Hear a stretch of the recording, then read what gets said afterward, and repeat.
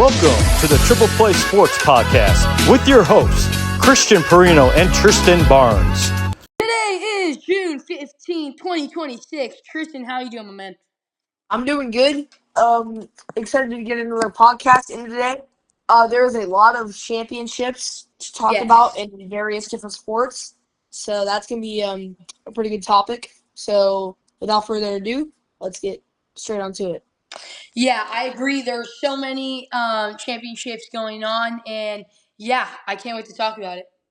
But to start, we are going to do our daily MLB recap because the MLB has always been popping, even in different ways, especially the game that the Rockies and A's played that we will be telling you guys more about it later in the podcast. But we're going to do our thing. I will go over the AL leaders, and Tristan will go over the NL leaders.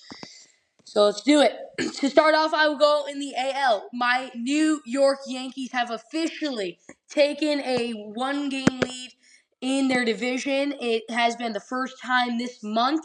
They were down 8 games last month and now are winning the division right now.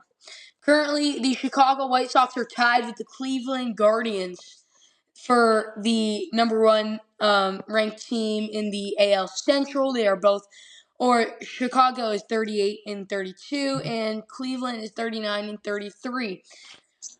And the AL West leader is the Mariners, who have been doing very well as of late.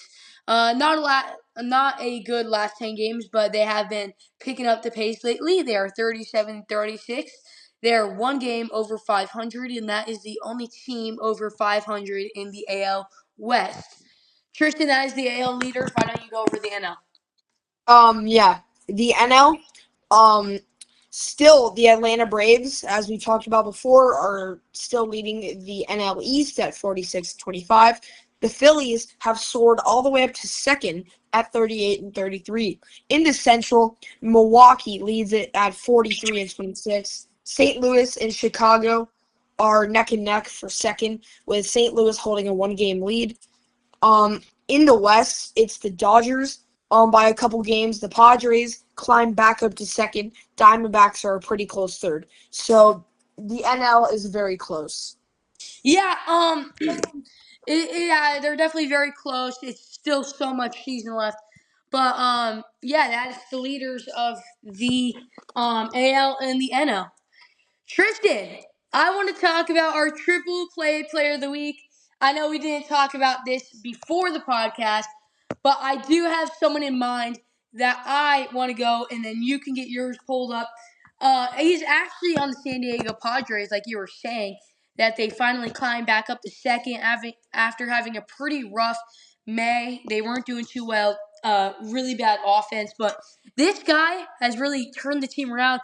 They brought him up from the AAA team, and my player is Samad Taylor, left fielder for the San Diego Padres. He has played 8 games this season, but those 8 games he has been crushing. He has 28 at bats, 5 runs batted in, 10 hits, 1 double, 1 home run, and 8 RBIs and 3 walks. He has been yes, he has been the clutchest player on the team. He has only struck out 9 times. He has 2 stolen bases, and he is actually batting .357 with a .919 OPS with 8 RBIs. He has been a hit machine for this team. He has really showed what the Padres have needed, a guy that can get on base. That's not what the Padres have had, and now they might have a guy that is sneaky for them now. Yeah, as a Padres fan, we have sucked as of late, consistent losing streaks, and not, big plays. We don't live up to our name of Slam Diego, hitting consistent home runs, but the left fielder, who we just, got, he's been playing amazing, so he'll definitely be another bright star on our team. The Padres breed young players really good, so it'll be fun to see how he does. Yeah, before you get to your triple play player of the week, I do want to bring up the Padres May schedule that they played. They lost 2 out of 3 against the Chicago White Sox. Then they won 2 out of 3 against the Giants. They lost 2 out of 3 against the Cardinals. They split the series 2-2. My fault. The Brewers beat them 2 out of 3. Then they sorry Yeah. they swept the Mariners, who have been usually red hot as of late, and then they have not been living up to how they were playing. After that, they lost 2 out of 3 against the Dodgers. They won 2 out of 3 against the A's. They got swept by the Phillies. They lost 2 out of 3 against the Nationals, and then they actually lost. Funny thing, against the Phillies, they played them 6 times in 2 weeks. Their record against them was 0-6. They got swept twice by the Phillies, and that's what sort of brought the team downhill. Yeah, losing to a team like the Phillies, not one, not twice, not three, but 6 times is embarrassing. And the Phillies, I mean, no, not to disrespect them, they fired their coach and manager. So for us to get swept both times by them is just terrible. Yeah, like you were saying, they fired their head coach, but they did have Don Manley, who has been coming in and has still been red hot with them. But that has no excuse to lose 6 in a row against a team you played twice in a week against. That's embarrassing. Yeah, we can't even win like 2 games. I mean, that's terrible. Yeah. Okay, Tristan, who is your triple play player of the week? Pretty unanimous for me. Consistently putting up great points in fantasy. He's on your team. It's catcher William Contreras Yes. of the Milwaukee Brewers. Mm-hmm. He has been lighting it up for Milwaukee as they are first in their division. In their recent series, in Milwaukee's recent series against the Athletics and the Phillies, he had 34 points on the 8th. That was the game I think that we talked about last podcast. Yep. Mm-hmm. He had 5 points the next day, and then on the 10th he had 2. On the 12th against Philadelphia, he had 23 points. On the 13th he had 22, and on the 14th he had 6. He doesn't really hit a lot of home runs, but he makes good contact with the ball. As you see, 39 runs, 43 RBIs, and 872 fantasy points. Yes, he has been probably one of my most dominant players. Sadly, my team took their first loss of the season last week against our friend Miles Kong, and it was a very sad time. I know I couldn't have gone undefeated the whole season, but it was a tough loss for me. Yeah, it's not sad for me because I am tied for first with Christian. So Actually, no, I have the one game up against you. I beat you, so technically I have that one game up. Okay, whatever. Well, let's get back to the point of baseball. So Okay, before we go into the championships and the FIFA World Cup and the NBA Finals and the NHL Finals, all that good stuff, let's talk about how is Vegas going to be one of the worst environments for pitchers to play in. I am going to bring up my point right now. Last podcast we talked about that 11 home run game from the Brewers and the Athletics. This game took place in Vegas. The Brewers outlasted the A's 15-14 in a 12-inning game. Both teams combined for 11 homers and 34 hits in Vegas. This is the first series they played in Vegas this whole year since we know they are moving to Vegas. And then I do want to bring up what happened on I'm pretty sure it was the A's versus the Rockies, and this game was absolutely crazy. It was bonkers. It had a ton of action, and here it is. The final score of that game was Colorado Rockies scored 23 runs, and the A's scored 9. The game combined for 32 runs, and the A's got demolished by the Rockies, who were led by Hunter Goodman, who had a 5-hit game. Do you think this might be a problem in the future if these games keep going all the way up, and you just keep seeing this right now that the runs that are coming in are absolutely flooding Vegas right now. 23-9. That's crazy for a team. The Rockies that are 27-45 hasn't had a good offense, and Hunter Goodman comes in and has a 5-hit game. What are we gonna say against this thing? Will pitchers want to pitch in Vegas, or is this gonna be a problem? What's your thoughts? Well, I mean, in the stadium that the A's will play in 2028 in Las Vegas is still under construction. So that game was at a minor league park, which I think are smaller than regular MLB parks and allow for more home runs. So we weren't giving it like a fair chance opposed to like a normal MLB stadium. But it'll definitely be difficult. I don't know how it'll be because I think Vegas is getting a dome stadium, if I'm not mistaken. So Yes. it's gonna be very weird. I think it will be more, home runs than usual, but I don't know. Well, we're gonna have to find out. So Yeah, that game, the Rockies set club record for runs with 23-9 victory over the the Athletics in Las Vegas Heat. Willia Castro had a 7 RBI game, while Hunter Goodman had 5 hits, and the Colorado Rockies set a franchise record for most runs in on Sunday in a 23-9 victory over the Athletics in a over 101-degree afternoon at Las Vegas ballpark.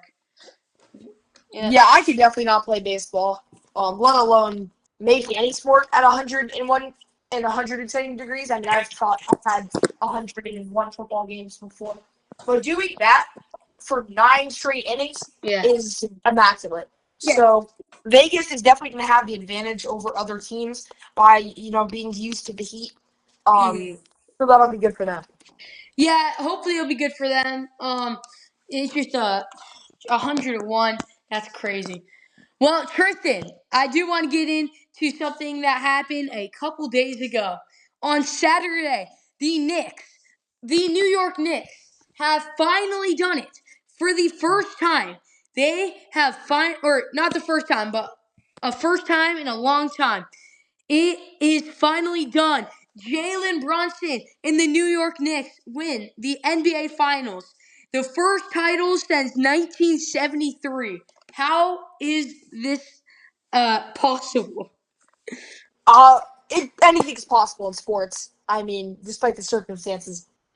The first time in 53 years the Knicks won the finals, 4-1 over San Antonio. Brunson, I'm gonna say this right now.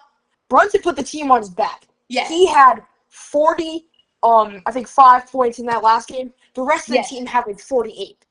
Yes. He single-handedly kind of carried that team. I mean, Karl Anthony Towns and Josh Hart and others helped, but he was definitely the star of the show. Won Finals MVP.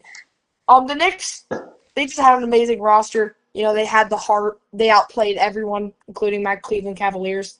So yeah, I'm glad to see them win. I think it's good for the league, good for the engagement of fans.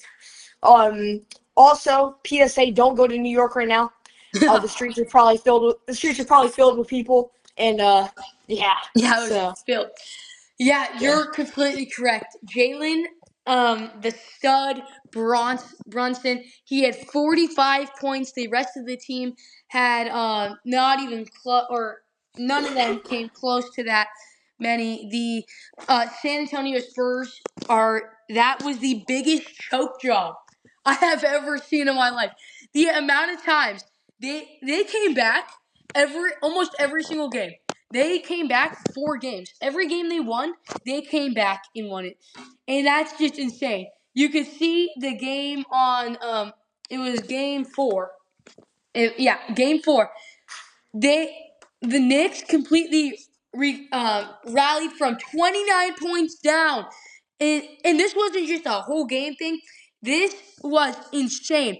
The Knicks, they came down, or they brought everyone up. They put them, Jalen Brunson put them on their back again, scoring 36 points in that game, and rallying from 29 points in the second half to beat the San Antonio Spurs to take a 3-1 series lead.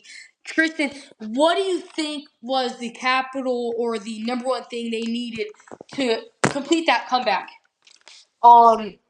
They just needed hope. Okay, some teams, we've seen them, been down in like those scenarios, down by like 20, down by like 25. They just have no hope. They're like, all right, let's play slow. Let's, give up. Mm-hmm. The Knicks never gave up. Okay, even if they would have been down 100, they still would have been slashing threes and giving it their all.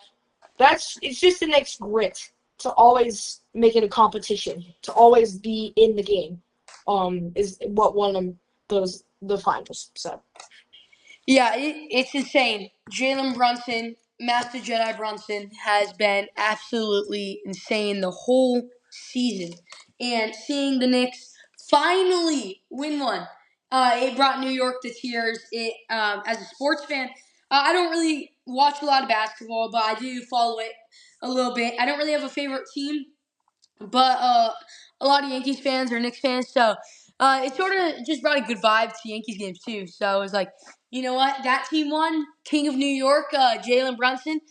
Yeah, it's definitely a show for New York and the Knicks. Yeah, I don't think it's a show for just New York. It's a show for the entire sports world. Yeah. Seeing a team, we haven't seen a lot of teams, make a end of finals drought in a while. It's always been repeat champions or teams that have been in the playoffs for a while. Mm-hmm. The Knicks built their roster from the ground up and got all the way to the mountaintop. So yes, I agree. it's just amazing. Okay, Tristan, I do want to go back to baseball, but not the MLB. The NCAA Baseball World Series is finally on. The time of year you always want to watch as a NCAA baseball fan. Today, Alabama got crushed by Texas 14-2. Georgia plays Oklahoma at 4 p.m. Tomorrow, West Virginia will take on Troy at 11 a.m. Pacific time. Old Miss was knocked out by Troy 12-8, and West Virginia was knocked out by North Carolina 5-2. The winner, or Texas, has moved on to the next round, and the winner of Georgia and Oklahoma will play Texas, and that is the NCAA baseball recap right now. Yeah, I'm surprised at Troy's success. I mean, they're a very tiny school in Alabama, so they have been amazing in this tournament. And this tournament, I've noticed with college sports, if you get hot, you can make it all the way. Okay, Mm-hmm. we've seen many March Madness teams, tiny schools you probably never heard of. This is kind of extreme example, but they can make runs. So to see Troy in this is great, and it's exciting. Yes. Okay, Tristan, we have a couple more championships to go, or we have one more championship to go over, and then a big sports event that we want to recap real quick. And Tristan, finally, they did it. The Carolina Hurricanes have beat the Golden Knights in a 4-2 series win, and they capped it off with a shutout. The Vegas Golden Knights have never been shut out in the Stanley Cup final history, and that was the first time. And the Carolina Hurricanes finally do it again. They win it for another time in Game 6, and they take home the Stanley Cup and win it.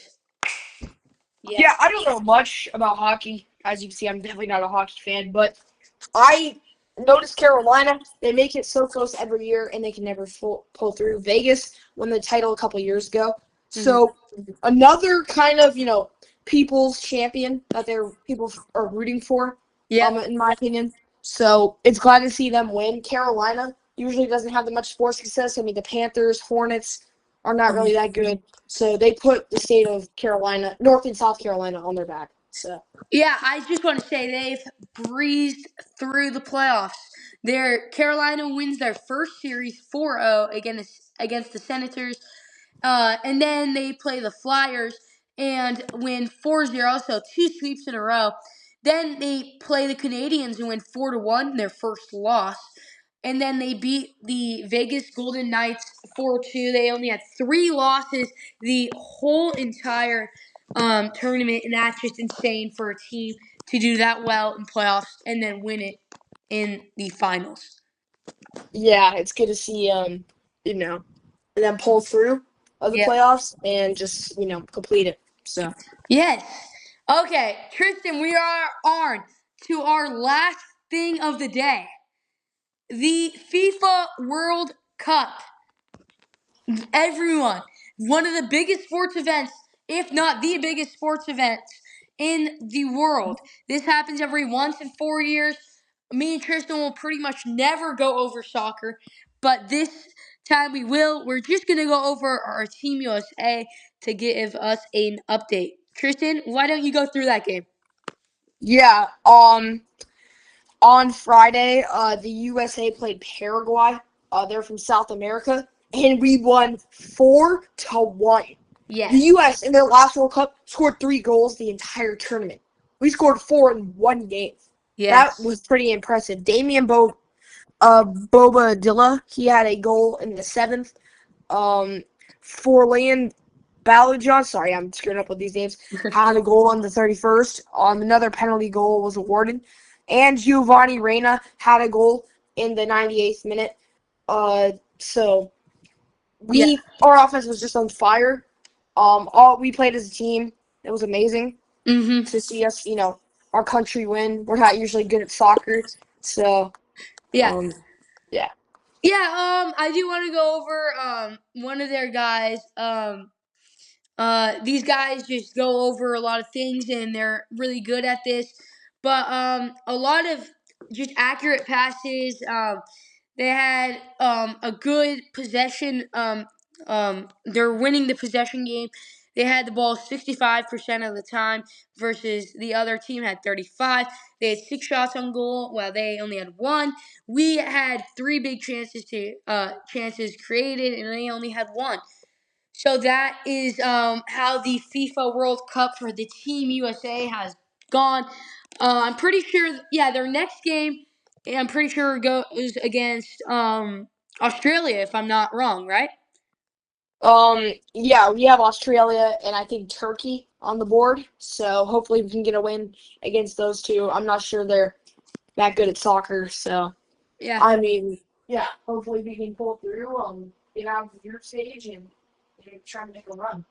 Yeah, hopefully we can make a run. It's been so long since we only scored 3 goals like you were saying last year. So we really need to lock in here and just do really well and do as best as we can for team. And so hopefully they can represent for Team USA. Yeah. Well, Tristan, that's going to do it for today. It's always great talking to you. We'll talk soon. Probably on Friday. That's when we're going to try to get it out. We try to get 1 to 2 out a week, and that's all. See you, T. All right, see ya. Peace.